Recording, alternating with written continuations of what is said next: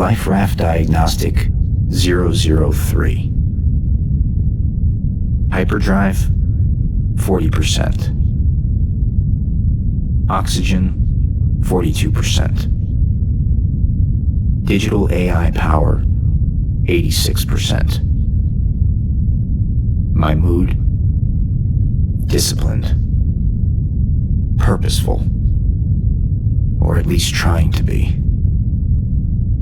Check the box and move to the next task of the day in order to stay sharp, in order to fight the occasional shortness of breath that must surely be my imagination, my anxiety, some kind of psychosomatic reaction from watching the oxygen gauge creep past the halfway point, initiating its impending descent to zero. Nonetheless, I try to stay focused, to regulate my breathing like they taught us in the academy so many lives ago. At 42% oxygen, I have close to 90 days remaining, which should be more than enough leeway for the next approaching station to locate me. I still have time.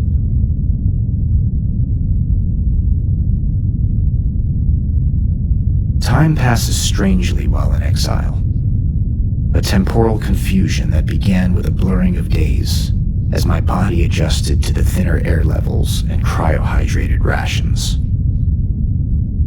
But later, even after clarity set in, my overall sense of it had changed almost entirely. Sometimes hours on end seemed to move with the slowness of a transit barge, trudging and sprawling across the cosmos as if in defiance of the fleeting vessels around it. Sometimes the opposite would occur. Hours would pass in deceptive waves, doubling or tripling with every advance, leaving gaps in my days unaccounted for, with no real evidence around me to suggest otherwise. It was as if we had passed through a wormhole while I slept, or perhaps during those first few days when I lay half-conscious, reeling from my concussion. Nowadays, my only direct measure of time comes from Bean's display, when she isn't using her monitor to fully interact, or when she isn't powered down. Even in standby, she displays a digital clock that sometimes haunts me in my sleep, a pale green illusion of advancing numbers that both seduce and taunt. But I've also come to measure the progression of my days from the subtle sounds of the raft triggering its routine processes and cycles. Space is quiet, but if you listen closely, there are sounds beneath the surface that help us reacclimate to reality.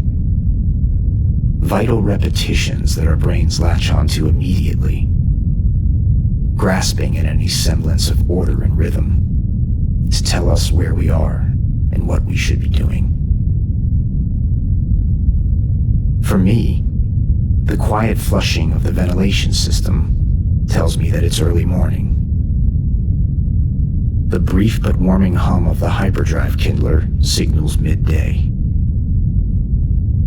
And the grumbling of the cabin pressure regulator tells me that in about 5 minutes, Bean will play those familiar night songs, and I will welcome the comfort of my pillow just before lamenting that another day has passed.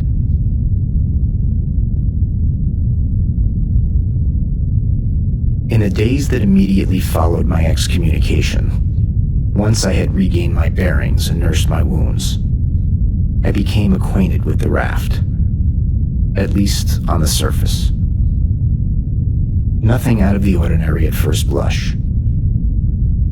A standard evac pod with a minimalist interior, white, sterile, smooth.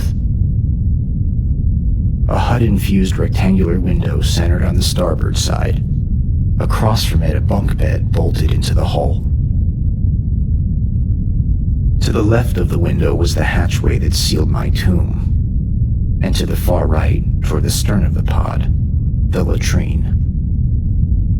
The bow held a small dinette surrounded by half-empty ration bins and a line of tubing columns, with the foremost column housing the raft's nav board and transponder. In the middle of the raft, perhaps its only real eye candy, sat the main console and transmission board, with a bulkhead above it that contained rows of recessed lighting and a concealed sublevel beneath it that housed the minuscule hyperdrive. The main console was mostly to satisfy passenger curiosity. After all, this was a life raft, not a station, and the AI handled anything essential for the pod's operation. The monitors enabled me to visualize what the raft already knew about its condition, our whereabouts, and our proximity to other vessels. There was no course to plot or maintain. No need for a pilot here. We were drifting, not flying. And our hyperdrive's only short-term purpose was to keep the lights on and the air circulating for as long as it was equipped to. I knew it without even looking at the diagnostic readout, as I had become an expert in the discipline of spacing. I had 6 months.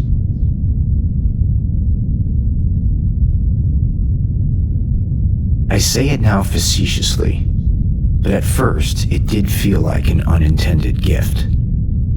6 months of independence, a chance to see the cosmos as it was meant to be seen. An adventure in an otherwise routine existence. No orders to follow, no shifts to log. Sure, I would miss flying the station, but it would be a minor setback in the grand scheme of this curse turned blessing. The adrenaline that I felt wasn't brought on by the fear of death, but rather the nervous anticipation of every opportunity that would soon unfold before me. And perhaps the worry that they might vanish before I have time to react. After a little over a week in my raft, I learned that I wasn't the only one who was celebrating this unexpected freedom. One night, I was awakened by the onboard AI pinging a nearby beacon. This process triggered the bulkhead lights to activate dimly, giving me a view of the board when I finally climbed down from my top bunk. It was another life raft, hailing the same sigil as mine, and just beyond it, an untethered cosmonaut hailing the same. With the transmission decoded in seconds, I couldn't believe the names displayed on the board. Tulane and Henson. 2 of my fellow co-pilots from the station, and decade-long friends. Both now becoming visible from the left side of my window, slowly approaching, clearly having suffered the same or similar fate as me.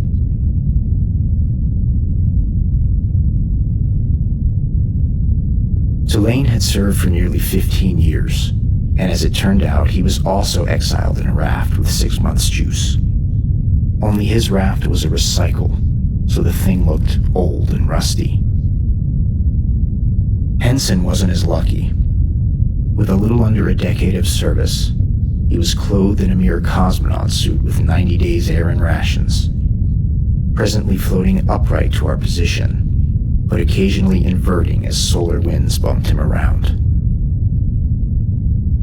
I would learn that both pilots were spaced an hour after me, and within that time, those who remained in the safety of the station were glued to the blurry windows, squinting to see the show of jettisoned bodies and pill-shaped coffins littering the horizon. Tulane was ambushed and sealed in his raft without safety restraints, in an experience very similar to my own. Henson was cuffed on the bridge while ending his shift, given a quick injection of adrenaline, suited, and launched through an evacuation tube. While traveling at the near speed of light in nothing more than a suit and helmet seems absolutely terrifying, Henson's spacing was likely the most painless. As if by chance, we had floated into a convergence zone, often referred to as cosmic doldrums, gifting us nearly 2 hours of time together before the drift would resume and our paths would once again randomize. During our brief conclave, we told stories of our days on the station, laughing and reminiscing about our colleagues, our orders, our various predicaments. We mourned together, questioning our fates and cursing the very hyperdrive we served for nearly half our lives. It didn't make sense, and it made all the sense in the world at the same time. And no matter what, we would find a way to continue. With a surge of positivity that only companionship can generate, our awkward, floating celebration of freedom was perfect. That is, until Tulane's RAFT abruptly sounded a warning, signaling a leak in the primary O2 chamber. Startled, Tulane scrambled to interpret his situation, powerless for the most part as the onboard AI attempted to troubleshoot. Henson began yelling, pointing furiously at the top of the malfunctioning pod. And there we could see a pinhole rupture spewing oxygen, small pieces of metal starting to peel away and widen the puncture.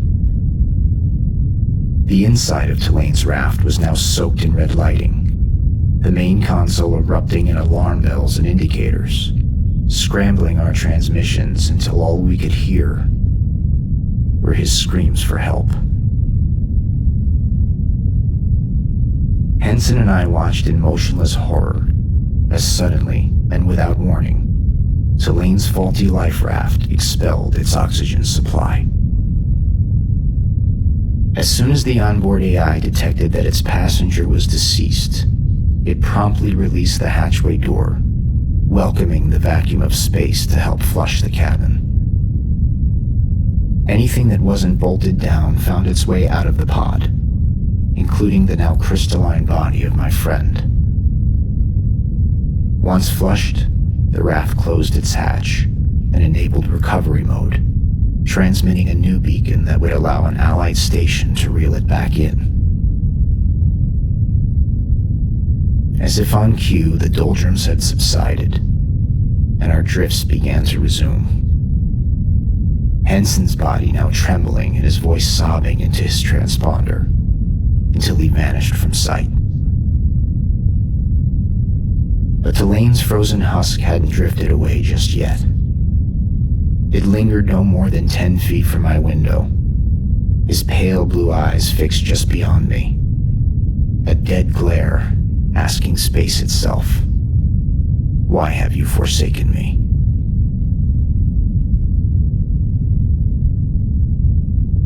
It was at this moment and in the days ahead that I would perceive the full gravity of my situation. I fell back onto the floor, still staring out the window long after Tulane's body had drifted away. My tragic encounter with both pilots was the last time that I had seen or spoken with anyone else. Anyone human, that is.